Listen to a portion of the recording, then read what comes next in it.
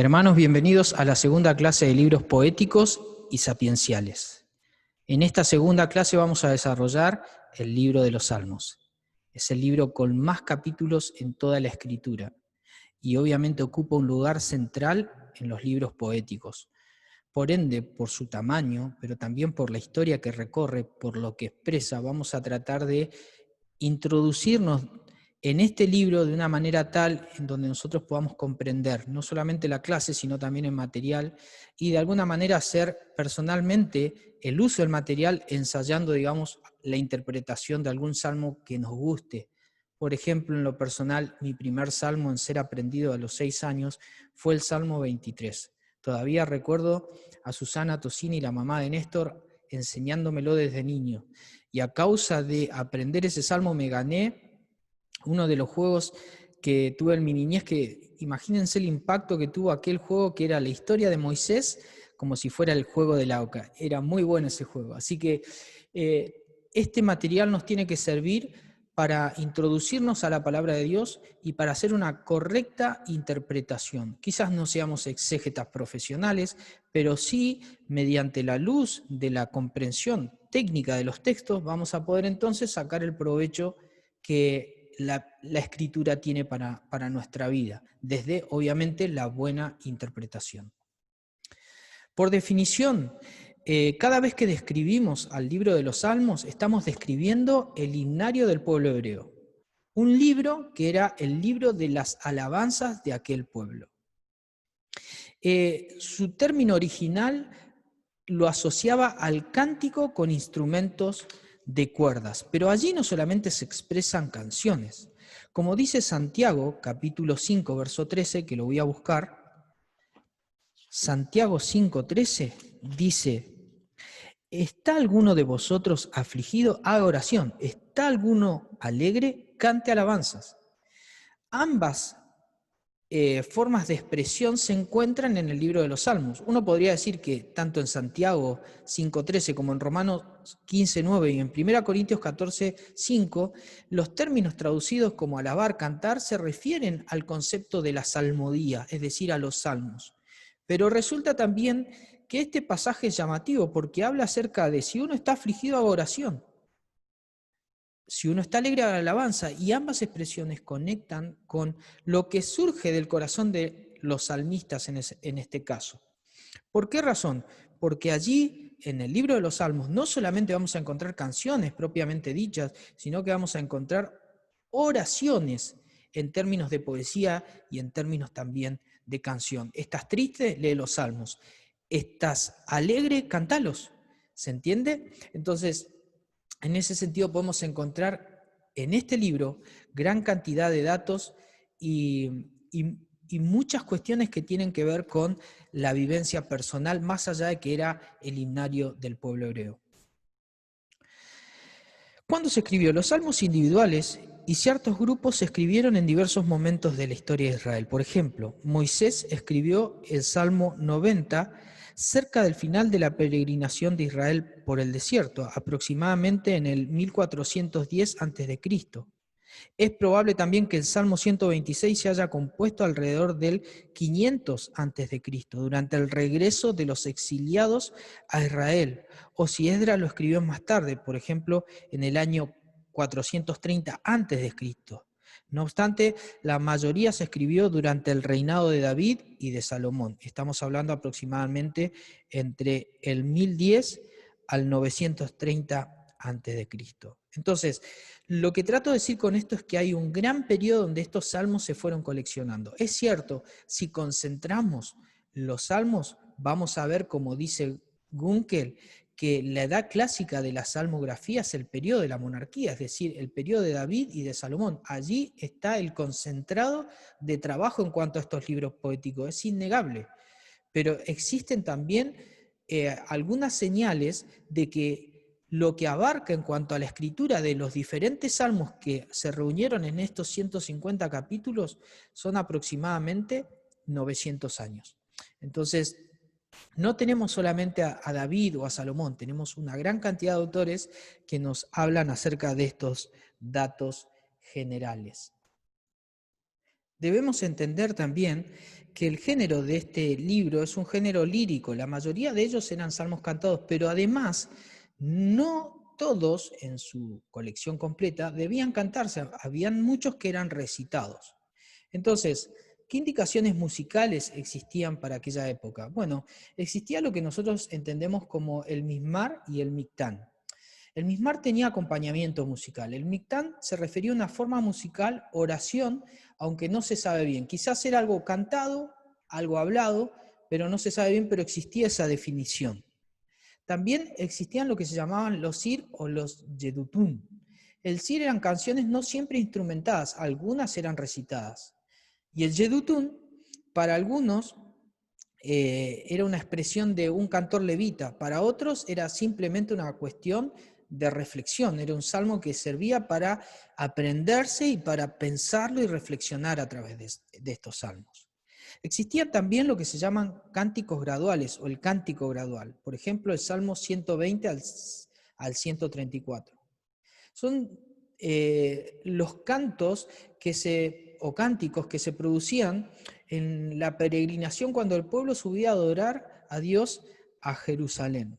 Iban acompañados obviamente con gran alegría y obviamente con una orquesta que no tiene nada que ver con las filarmónicas actuales, sino que tiene que ver con lo que se conocía por instrumentos allá en el antiguo pueblo hebreo. Conocemos también lo que se llama el Gran Jalel, donde está el Salmo 113 al 118. Este se cantaba en la Pascua, eran himnos, digamos, expresados también en Mateo 26, 30. No podemos obviamente buscar esto, pero vos en el material lo vas a encontrar. También tenemos los salmos instructivos, es decir, que vienen con mucha sabiduría y eran salmos que permitían al hombre adquirir instrucción. Estos se llamaban los salmos tipo masquila. Ahí tenés los números, el 32, 42, 44, 45, etc. También estaba el Nejinot, que son los salmos que se realizaban con música de cuerda, ¿sí? Los instrumentos probablemente se desconocían, las afinaciones eran completamente diferentes al sistema de afinación que tenemos en Occidente, digamos, con las notas convencionales, pero de todas maneras había, digamos, una regla musical, aunque no tenemos mucho dato al respecto, ni tampoco tenemos la métrica de la rítmica que ellos llevaban. Nosotros conocemos el sistema de solfeo naturalmente occidental, pero después de eso, digamos, conocimiento oriental no hay mucho, y mucho menos a nivel histórico antes, tantos años antes de Cristo. También conocemos lo que se llama la Selá, esta palabra tan significativa, ¿no? Yo siempre recuerdo al tío Eduardo Rico junto con María Ilka. Ellos fueron los primeros en enseñarme esta palabra y la importancia que tenía el detenernos en cuanto a la lectura y meditar lo que se había leído. Aparece 71 veces y se traduce por la Septuaginta como diapsalma, es decir, un cambio de acompañamiento del tono, pero también acompañado por una pausa, ¿sí? Donde quizás el criterio era elevar la conciencia y el pensamiento, y no quedarse simplemente con la continuidad de lo que se está diciendo, sino tratar de meditar en aquello y el significado y adquirirlo, apropiarlo en el centro del consciente de cada persona que está escuchando los salmos. Detenete, pensá, eso significa por lo menos, aunque no se sabe con toda seguridad, pero por lo menos ese es el contexto en el cual la mayor parte de los intérpretes ha estado de acuerdo. Está el Higayón, que bueno, son pequeñas fracciones donde hay un cambio de ritmo musical para facilitar la reflexión. Está el Nehilot, el Salmo 5, que es asociado al instrumento de viento de aquella época, y bueno, tenía que ver con un salmo y una forma en la cual ejecutarlo a modo de alabanza. Entonces vemos que las indicaciones musicales tienen mucho que ver con algunas características de los salmos. Y lo más importante de esto es la palabra Selah. Es decir, tiene un carácter musical como también de introspección y de meditación en cuanto al significado de lo que se está diciendo en aquel salmo. ¿Quiénes han sido sus autores? Bueno, nosotros tenemos que ponerlo de acuerdo al orden de magnitudes. El modelo de la salmografía davídica es por excelencia quien supera la concentración que tiene el libro de los Salmos. La actividad de David en cuanto a la poesía, la escritura, su musicalidad, está atestiguada en la escritura. Algunos han puesto de hecho en duda si David, pero la realidad es que hay autores que hablan de él como el escritor de los 77 salmos y el principal escritor en donde 73 llevarían su nombre de forma directa, vienen de su palma. Lo que tenemos sí para decir en cuanto a David es el rol divino. En todo el proceso el Espíritu Santo desempeña siempre un papel importante. Después que David fue ungido por Samuel, ¿sí? En 1 Samuel 16:13, el Espíritu vino sobre él con gran poder y habitaba en él en una manera que era elocuentemente evidente, creciente. Una y otra vez brotaban cánticos desde su interior, inspirado obviamente por el Espíritu Santo y acompañado por su instrumento. Expresaron su gozo, su tristeza, su confianza, sus dudas y sobre todo su alabanza a Dios y su fe inquebrantable en Él. En la víspera de su partida a este mundo podía decir: el Espíritu de Jehová ha hablado por mí y su palabra ha estado en mi boca, allí en 2 Samuel 23:2. Así que estos salmos, que fueron a menudo oraciones del pueblo de Dios, han sido en lo personal la actividad de Dios por medio de su autor, el rey David.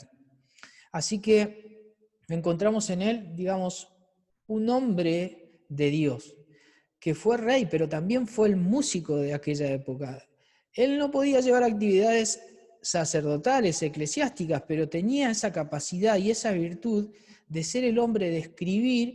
Y cuán bendición nos fue este libro, cuán bendición le fue el David, que no podía entrar a hacer lo que él deseaba hacer con respecto al templo, pero sí él se dedicó a escribir y su escritura le fue de bendición a la posteridad, a los levitas que después sí podían realizar una actividad sacerdotal en relación a este libro también, en los cánticos que este libro expresaba. Así que en virtud de aquel hombre podemos decir de David que el Espíritu Santo obró sobre él para que nosotros hoy tengamos este libro que ha sido de mucha bendición. Los salmos de Asaf. Este era el levita nombrado para supervisar el servicio de alabanza en la época de David y Salomón. Esto está en 1 Crónicas 16:5, en 2 Crónicas 5:12. Dirigía la música y hacía sonar los címbalos delante del arca y aparentemente organizó una escuela de música. Allí en Nehemías 7:44 se menciona. Los 12 salmos que se adjudican a Asaf son el 50 y desde el 73 al 83. Pueden significar meramente que constituyen una colección asáfica comenzada por él, pero se denomina a él como su autor. ¿Será su autor? Bueno, al menos sabemos que tienen algunos puntos específicos para denotar de él. Quizás fueron de su elección y vienen de otra mente, pero él fue el hombre importante que llevó a cabo, digamos, la estructura del cántico de la música con estas palabras. Hablan de Dios como el juez, hablan de un llamado verdadero a la espiritualidad, hablan acerca del uso de la historia para enseñar lecciones espirituales y del Señor también como un pastor. Asaf, un músico importante, un levita. Fíjense si la tarea de un hombre que no estaba dentro del templo afectó positivamente a la tarea sacerdotal. La tarea de David afectando positivamente hacia la casta sacerdotal en cuanto a las canciones. Por eso todo lo que podamos hacer en nombre de Cristo siempre tiene un beneficio y beneficia aún a otros ministerios. Eso es algo que nosotros podemos aprender en todo esto. También estaban los salmos de los hijos de Coré. Acá tenemos que entender que en la historia de Coré hubo parte, digamos, de las familias que fueron castigadas allí en el tiempo de los números, aquella rebelión que hubo, donde se expresa, digamos, que Dios llevó parte de esta familia de Corea, parte de estos hijos de Coré, pero no llevó a todo. Una gran parte de esta familia que no perteneció a la rebelión trajo ganancia. ¿Por qué? Porque muchos llegaron a ser porteros y guardas del templo. Otros llegaron a ser cantores y músicos dentro del coro fundado bajo David, y etcétera. Y aún habla acerca de la conexión que estos tenían con Asaf y Jedutún. Así que tenemos al menos 12 salmos que pueden atribuirse a los hijos de Coré. También encontramos a Salomón con el salmo que puede ser del 72 al 120 y el 127. No se sabe si son de Salomón o para Salomón, pero bueno, están ahí. También encontramos el Salmo 90, como el Salmo de Moisés. Encontramos también una colección en cuanto a Ezequías, el Salmo 120, son 10, el 121, 123, 125, todo esto lo tienen en el material. Y algunos anónimos, es decir, donde no encontramos autores. Se atribuye también a Jeremías el Salmo 137, a Ageo y Zacarías el 146 y el 147. Es decir, que la autoría de los salmos está exorbitante en cuanto a completitud. De hecho, hay salmos que no sabemos qué autores tienen, pero están ahí y son de beneficio para la interpretación, no se alejan de la línea de lo que el pueblo de Israel entendía como la sabiduría cantada. Recuerden que estos libros no expresan simplemente ideas, sino que expresan la sabiduría de Dios en los términos de su aplicación. ¿Cuáles son los temas por los cuales podemos clasificar los salmos o dividirlos?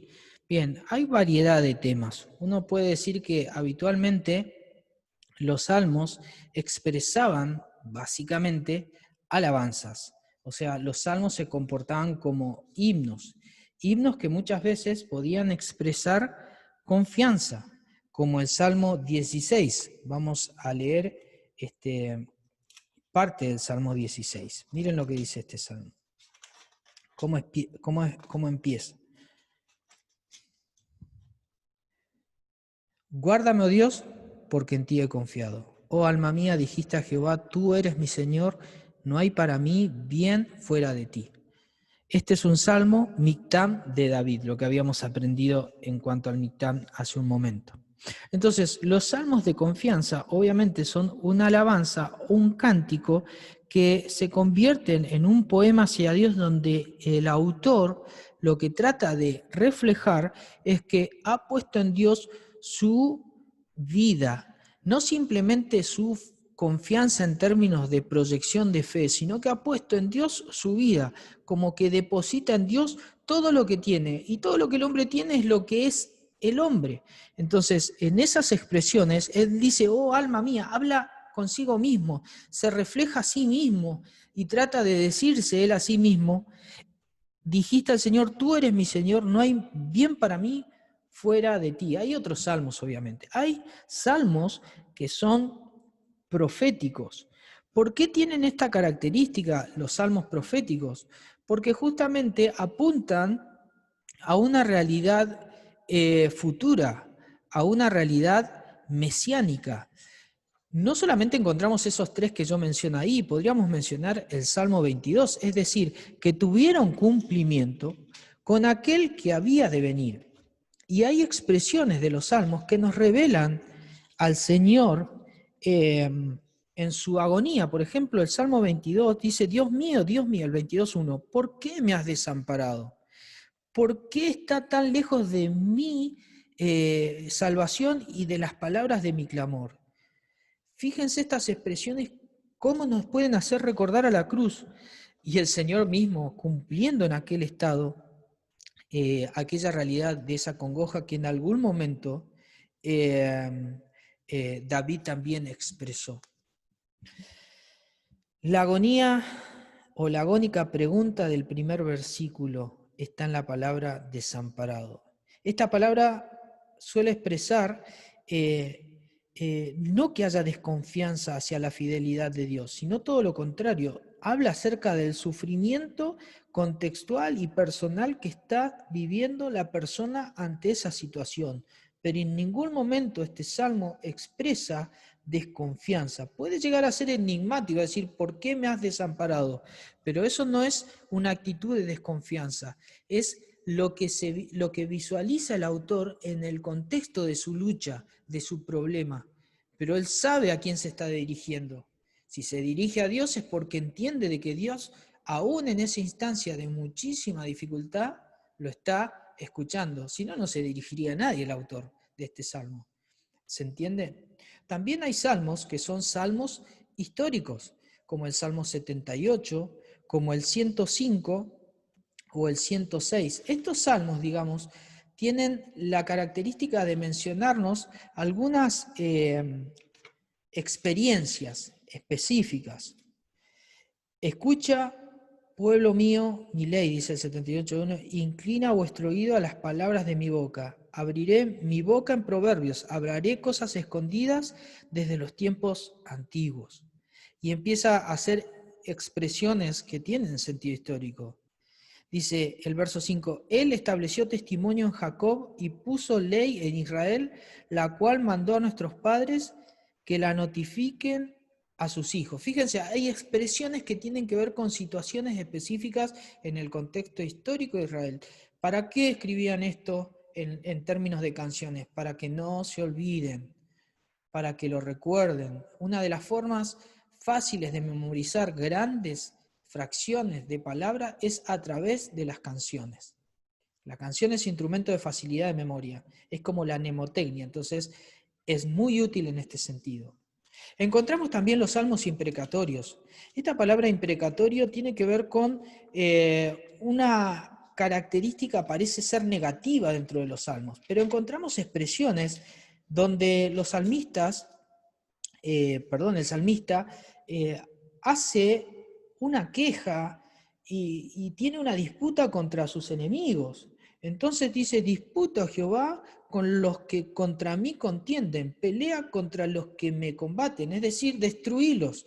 Parecen tener una carga de maldición y de juicio hacia quienes se oponen hacia el salmista, porque el salmista entiende de que él está parado en la voluntad de Dios y quienes se oponen a él se están oponiendo a Dios mismo. Entonces, él no pretende la destrucción colectiva ni está tratando de, a través de estos salmos, contradecir el espíritu del gran mandamiento y el segundo que es semejante, es decir, amarás a Dios y amarás a tu prójimo. No trata de enseñar una contradicción con respecto a esto, sino lo que está tratando de decir es que Dios sea capaz de juzgar con justicia a aquellos que actúan con maldad. Eso es lo que está tratando de decir. Lo que pasa es que en el contexto del Salmo, en su forma de escritura, tiene hasta aspectos de venganza, pero no se trata de eso. Se trata de confiar y esperar en que Dios actuará con justicia con aquellos que cometen injusticia. Y en algún sentido Dios actuará en justicia y en misericordia. ¿Por qué no transformando el corazón de aquellos que son los enemigos?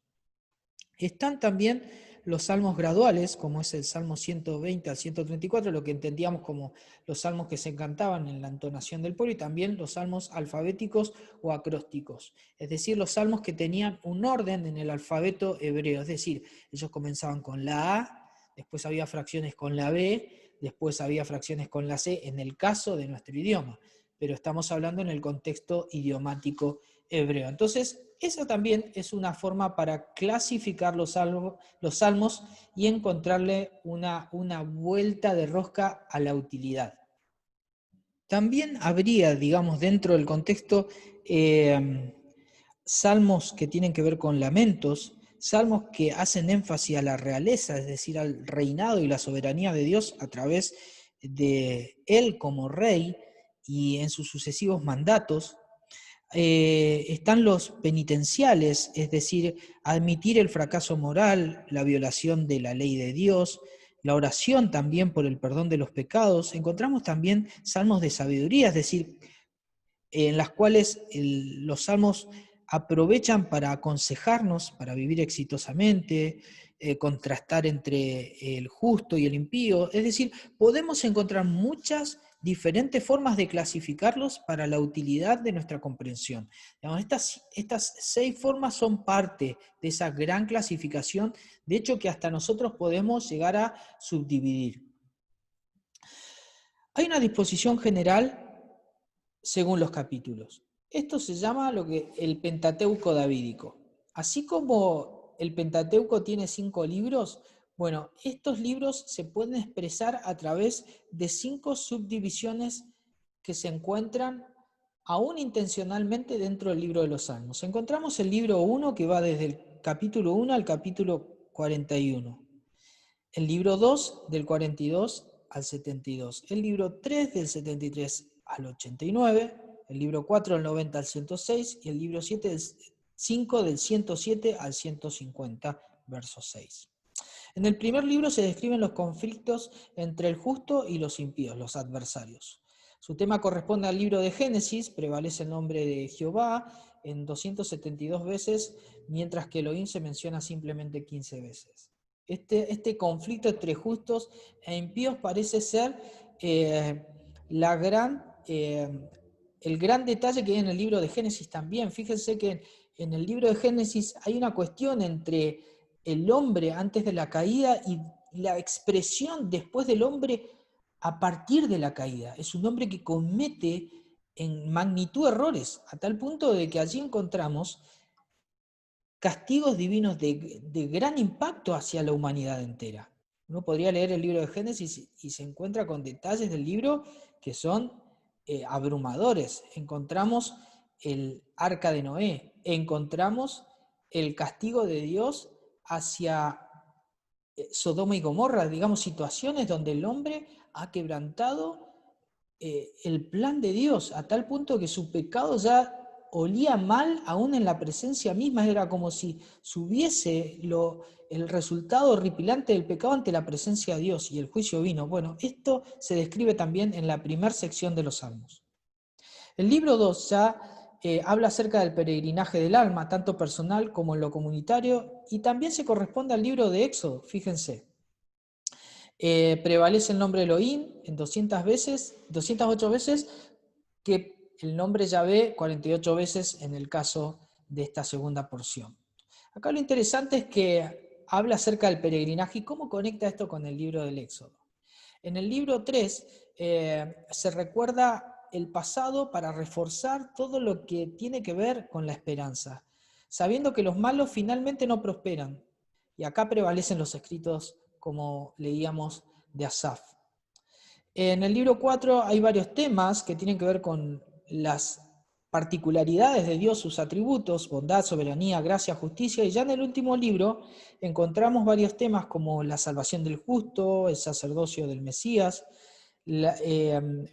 alabanzas, la importancia de la ley, la fe de Israel, menciones que son categóricas en el contexto en el cual los salmos han sido escritos. Recuerden también, es un dato adicional, de que los salmos muchas veces expresan situaciones individuales del salmista. Muchas veces reflejan algo personal, pero que esto personal se puede hacer culto. Es decir, el conjunto de personas puede entender que esto personal es algo común a todo el ser humano y pueden participar de ese salmo como si fuera del contexto general. En cuanto al lenguaje figurado, es muy importante recordar las metáforas. Jehová es mi pastor. Recuerden que el símil tenía otra característica. En la metáfora, Jehová es directamente el pastor. Nosotros entendemos que en el símil la diferencia es que se utiliza la palabra como, a diferencia de la metáfora, pero es casi exactamente lo mismo, se utiliza un elemento para describir otro, es decir, se utiliza un elemento metafórico para describir una particularidad de algo o de alguien. Entonces, serás como árbol plantado junto a corrientes de agua, dice el salmista en el capítulo 1, verso 3. Entonces, la única diferencia entre la metáfora y el símil es que en el símil se agrega el cómo. También existía la personificación. En el caso del Salmo 43.3 vemos a la luz y la verdad siendo como guías, es decir, siendo como personificados, elementos que nos llevan hacia el éxito o hacia el prosperar, hacia la bendición que viene de Dios. Encontramos también la hipérbole, que es la exageración de un sentimiento, en este caso, es la exageración de alguna cuestión para resaltar lo que el punto del autor. Entonces encontramos ahí en el 42.3, fueron mis lágrimas, mi pan de día y de noche. Esto significa una exageración, se la pasó llorando el salmista. Y después encontramos el apóstrofe que muchas veces se le utiliza, digamos, a las cosas la particularidad o la potencialidad de que puedan realizar acciones humanas. Por ejemplo, alabadle sol y luna, alabadle lucientes estrellas. La verdad que son elementos neutros que están ahí, pero esto tiene un sentido poético de embellecer, digamos, el hecho de que cuando Dios reine, esto va a ser, digamos, un esplendor, no solamente en cuanto a la experiencia personal de cada persona que disfrute del reinado de Dios, sino también de la creación misma, una creación que va a relucir porque Dios va a estar reinando sobre ella. Entonces vemos que el lenguaje figurado sigue siendo de mucha utilidad a la hora de comprender los salmos. En cuanto a los salmos mesiánicos, nos referimos a expresiones que conectan con la experiencia del salmista y esta experiencia vinculada, digamos, con el rol del Mesías en un contexto dado de la vida del Mesías. Hablamos del Señor Jesucristo. Entonces, vemos, por ejemplo, vamos a ver uno, pero ustedes pueden utilizar, ustedes pueden pedir la clase, tomar los apuntes, pero todo esto está en el material y ustedes pueden repasarlo con la escritura. En el Salmo 46 al 10 dice lo siguiente: sacrificio y ofrenda no te agrada, has abierto mis oídos, holocausto y expiación no has demandado. Entonces dije, he aquí vengo, en el rollo del libro está escrito de mí, el hacer tu voluntad, Dios mío, me ha agradado y tu ley está en medio de mi corazón. He anunciado justicia en grande congregación, he aquí, no refrené mis labios, Jehová, tú lo sabes. No encubrí tu justicia dentro de mi corazón.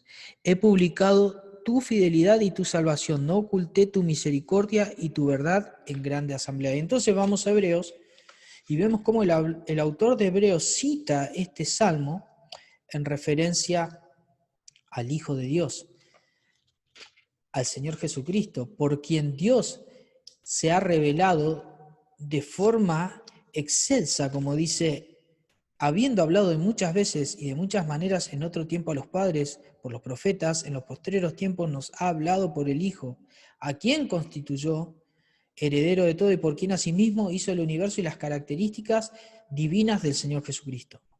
En el verso 10 del 5 al 7 dice, por lo cual, entrando en el mundo, dice, sacrificio, ofrenda no quisiste, mas me preparaste cuerpo. Esto es una referencia a Cristo. Holocausto y expiaciones por el pecado no te agradaron. Entonces dije, aquí vengo, oh Dios, para hacer tu voluntad, como en el rollo del libro que está escrito de mí. Entonces encontramos su obediencia, características, digamos, de cumplimiento en Cristo. Él se preparó, Él vino, como dice, Él se entregó a sí mismo por mí, dice Pablo en Gálatas. Su celo, su rechazo, vemos expresiones, vemos la traición que sufrió el Señor, vemos sus sufrimientos también expresados en los Salmos, como también en Mateo, sus falsos testigos, la oración por sus enemigos. Vemos la resurrección también en Salmo 16:10, detallada en Hechos 13:35, es decir, su alma no vería corrupción ni quedaría ahí. Su ascensión, su entrada triunfal, su tarea sacerdotal, su encuentro con la iglesia, su reino milenial. Fíjense si la poesía hebrea no contiene sabiduría divina.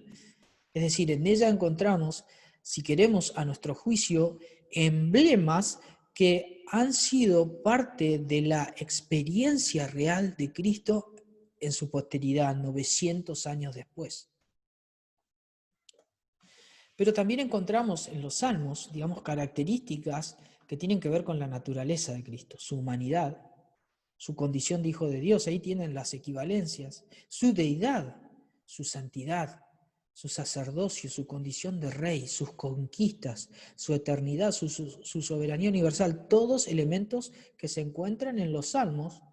Ustedes tienen ahí los números, pero también en su contexto aplicativo a Cristo, a su rol en la historia y obviamente a su función como Dios y su relación con todos los tiempos y la era universal, ¿no? Entonces, es claro que la salmodía tiene mucho que decirnos en cuanto al Mesías. Y el Mesías refleja mucho de lo que la salmodía hablaba de él.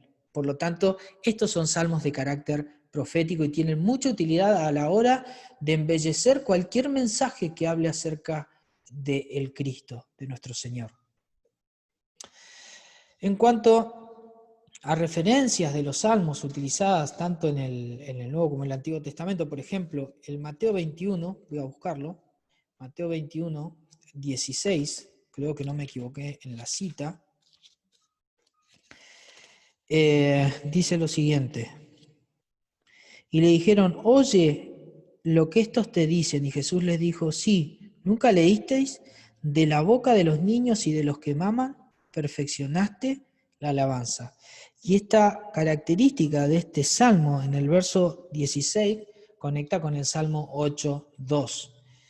Así que tienen múltiples formas de ser referidos también en las palabras del Señor Jesucristo, no solamente en los hechos, sino también en sus propias palabras. Salmos 8:2 dice lo siguiente: de la boca de los niños y de los que maman fundaste la fortaleza a causa de tus enemigos para hacer callar al enemigo y al vengativo. Así que acá tienen muchos salmos que tienen referencias en las palabras de Cristo y aún sobre nuestro Señor Jesucristo. El Salmo 2 conectando con Hechos 4:25, 13:53, Hebreos 1:5, el Salmos 8:5 y 7 que conecta con Hebreos 2, Hebreos 2, versículos 5 al 9. Toda tarea para el hogar en cuanto a la profundización e investigación. Solamente hacerles recordar entonces salmos de alabanza, salmos de lamentación, que muchas veces eran de forma comunitaria, otras veces individuales, otros penitenciales, salmos didácticos, salmos reales que tenían que ver con la realeza, que tienen aspectos mesiánicos, es decir, el rey David, ¿sí?, como tal, expresando de esa forma caracteres de soberano, ¿sí?, muchas veces. Salmos de gratitud, en términos individuales y colectivos, y los imprecatorios. Recordar bien que hablaban acerca de venganza, juicio, maldición hacia los enemigos de Dios y hacia los enemigos de los hijos de Dios.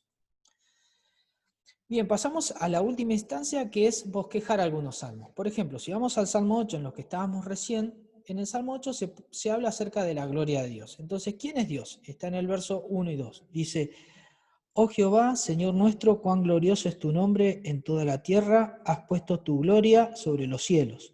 De la boca de los niños y de los que maman, esta es la expresión en cuanto a la gloria de Dios. ¿Quién es Dios? Es nuestro Señor, el glorioso que está por sobre la tierra, el que se encuentra en la gloria de los cielos. ¿Quién es el hombre? Esto se encuentra del 3 al 8.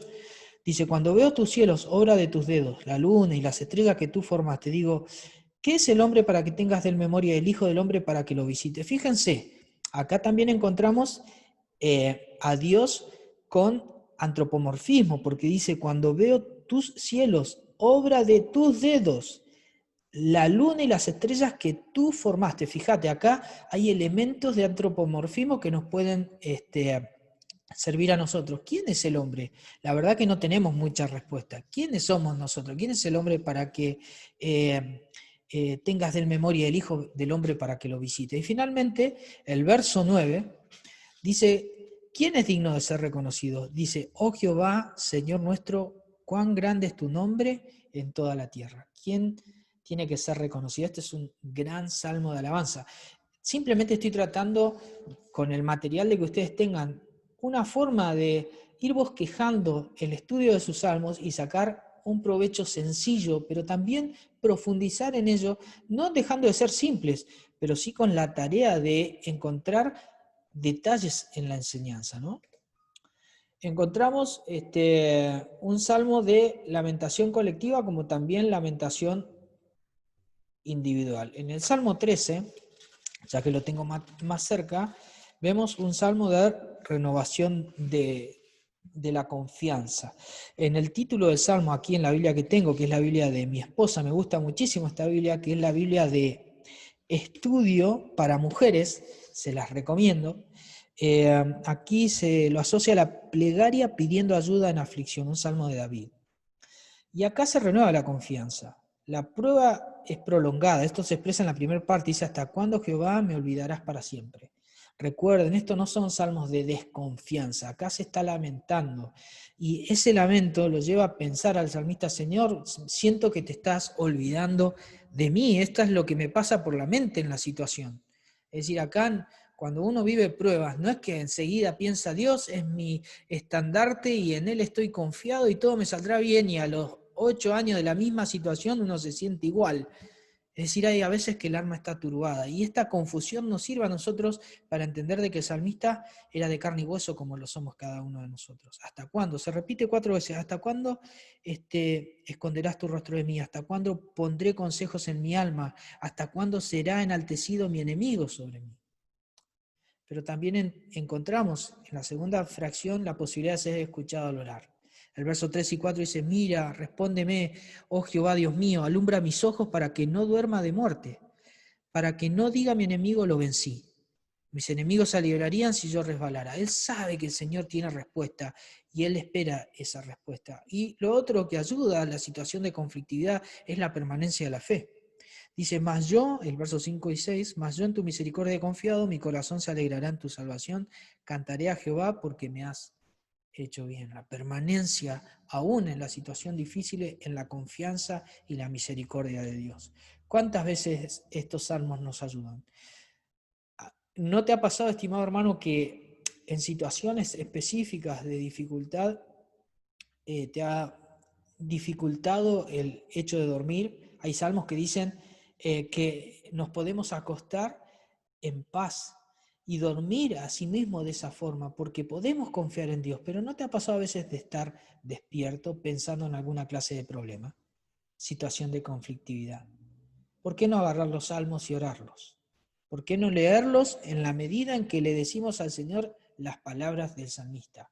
Eso va a renovar nuestra fe, porque quizás el problema se mantenga, pero la cuestión es que nosotros debemos aprender a confiar en el Señor. Esto lo hablo con mucho temor porque la escuela del sufrimiento no es una escuela que todo el mundo pueda decir he aprobado esta materia. Requerimos ser personas que son conscientes de la debilidad y que necesitamos de la misericordia de Dios. Salmos reales donde el rey triunfa. Allí en el Salmo 2 encontramos a la persona no querida.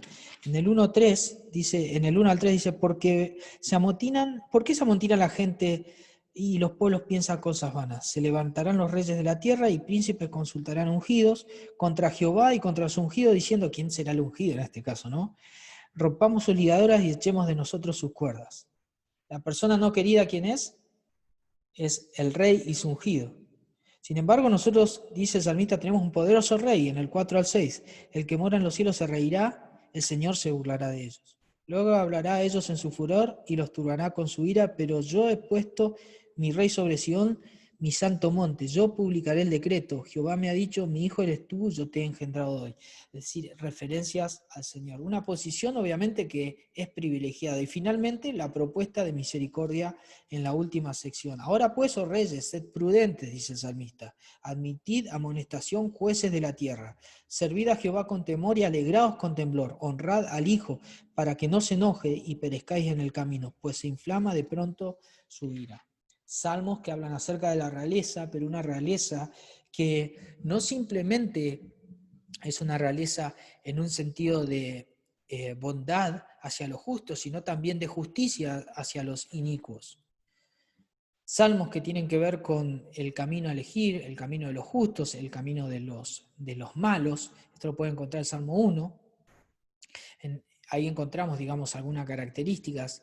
Se menciona la felicidad, la fidelidad a la palabra, un fruto que se mantiene permanente. Por eso leíamos que el que habita bajo el abrigo del Altísimo morará bajo la sombra del Omnipotente. Será como árbol plantado junto a corrientes de agua que da su fruto a su tiempo y su hoja no cae y todo lo que hace prosperará. Un fruto permanente. Y después el camino de los malos, que tiene que ver con que es inútil, reprobado y que finalmente lo lleva hacia el desastre. Encontramos también el salmos que tienen que ver con un sacerdocio real, con el sufrimiento del Salvador. En el Salmo 22 encontramos allí en ese salmo expresiones como el reclamo del Señor, la razón del sufrimiento, cuando uno ve en ese salmo el por qué sufre, puede descubrir la crucifixión en ese salmo. Dice, pero tú eres santo, en el verso 3 al 5. Tú que habitas entre las alabanzas de Israel, en ti esperaron nuestros padres, esperaron y tú los libraste. Clamaron a ti, fueron librados, confiaron en ti y no fueron avergonzados. Dice, mas yo gusano y no hombre. Mas yo soy gusano y no hombre, oprobio de los hombres y despreciado del pueblo. Cuántas características de sufrimiento que vivió nuestro Salvador. Pero también encontramos el resultado del sufrimiento. Dice en el verso 22 al 26, anunciaré tu nombre a mis hermanos, en medio de la congregación te alabaré. Lo que teméis a Jehová, alabadle, glorificadle, descendencia toda de Jacob, y temedle vosotros, descendencia toda de Israel. Nosotros, espiritualmente hablando, podríamos considerarnos hijos de Abraham también, porque no menospreció ni abominó la aflicción del afligido, ni de él escondió su rostro, sino que cuando clamó a él, esta es la característica principal.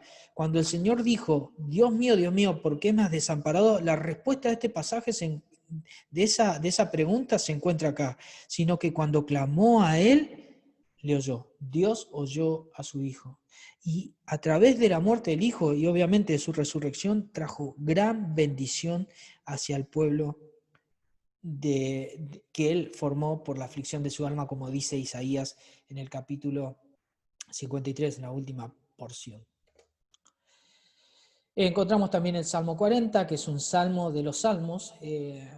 Se encuentran algunas cuestiones. Esta es una división que yo la hice en términos de un estudio que presenté en la iglesia. Se encuentra en este salmo, digamos, una situación de agradecimiento porque el salmista, ante dos situaciones de dificultad, se encuentra siendo sostenido por Dios. Entonces, él habla acerca de que hay que esperar, y que esperar significa clamar muchas veces por liberación. Esto, esperar en Dios, no significa quedarnos en stop. En el verso 41 dice, pacientemente esperé a Jehová. Dice, y se inclinó a mí y oyó mi clamor. Esperar significa clamar. Él oyó el clamor, pero él tuvo que esperar. Verso 13 dice, quieras, oh Jehová, librarme, Jehová, apresúrate a socorrerme. Él esperó por liberación, él clamaba por eso. Aunque afligido yo y necesitado, dice el 17, Jehová pensará en mí, mi ayuda y mi libertador eres tú, Dios mío, no te tardes. Esperar significa clamar por liberación, no significa quedarte quieto, significa clamarle a Dios. Esperar significa confiar solo en el Señor, porque dice el verso 3, puso luego en mi boca cántico nuevo, alabanza a nuestro Dios. Verán esto mucho y temerán y confiarán en Jehová. El resultado del haber clamado fue la liberación. Y esto le llevó a la confianza. Y no solamente confianza en él, sino que se tradujo en confianza hacia muchas personas que vieron la situación de David.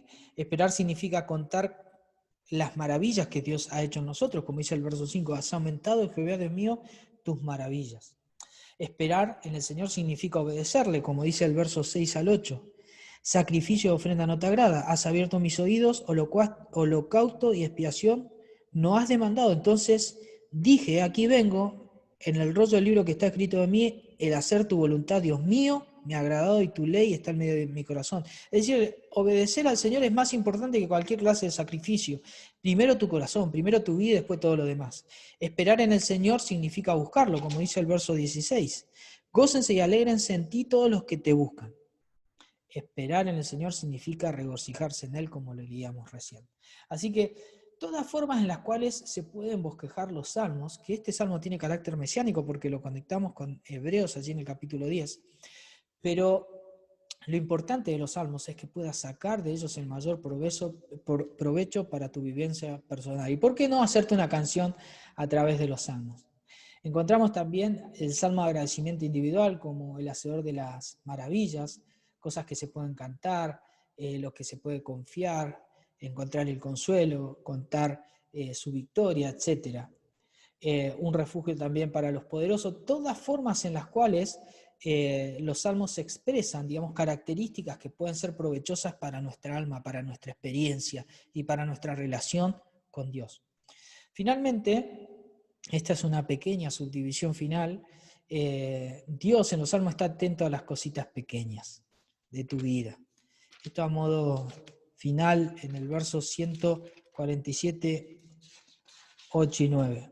¿Cuántas veces decimos, Dios se fijará en una hormiga como yo, en un gusano muerto como yo?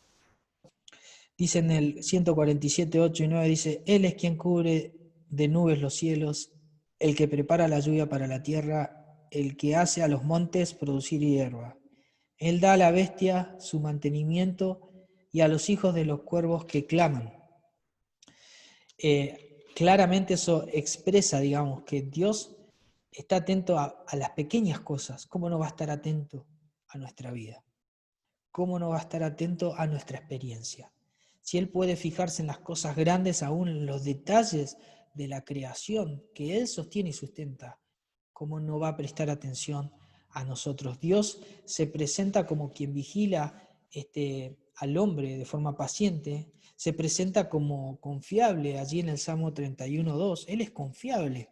Es decir, podemos clamar, estoy en esta experiencia, Señor, ¿qué me está pasando? Pero de todas maneras le clamamos a Él porque no podemos ir a otro. En ti, oh Jehová, he confiado, no sea yo confundido jamás, líbrame en tu justicia. También es un Dios disciplinador, de quien esperamos misericordia, pero en quien tenemos que temer. Ocupados de vuestra salvación con temor y temblor, decía Pablo. Entonces, allí a Timoteo dicen en 38, 2 y 3, Jehová, no me reprendas en tu furor, no me castigues en tu ira, porque tus saetas cayeron sobre mí y sobre mí ha descendido tu mano. Nada hay sano en mi carne a causa de tu ira, ni paz en mis huesos a causa de mi pecado. Porque mis iniquidades se han agravado sobre mi cabeza, como cargas se han agravado sobre mí. Esto penitencial, ¿no? Decirle a Dios el desastre que muchas veces hemos cometido y pedirle perdón y el volver hacia Él de corazón.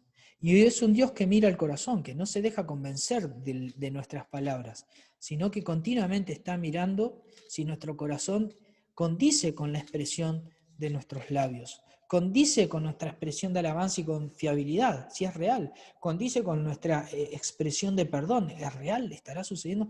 Él mira el corazón. Dice en el 5:15, Señor, abre mis labios y publicará mi boca tu alabanza, porque no quiere sacrificios que yo lo daría, no quieres holocaustos. Los sacrificios de Dios son el espíritu quebrantado. Al corazón contrito y humillado no despreciarás tú, oh Dios. Así que, hermanos, espero que en esta clase de los Salmos hayamos encontrado algún punto de conexión con lo que sería el inicio hacia la interpretación de este libro. Y en esta introducción que los Salmos permitan tener una utilidad personal, pero también una utilidad de aprendizaje para la enseñanza de la palabra. Así que esta clase termina aquí. Sigan estudiando el material porque intentaré ya en la última clase enviar el examen que he comenzado a preparar. Así que no va a ser nada difícil, es como siempre, son temas, es conocimiento general de los libros y son detalles que siempre están en las menciones que tenemos en las clases. Les envío un abrazo y aunque no me ven, los aprecio mucho en el Señor. Bendiciones.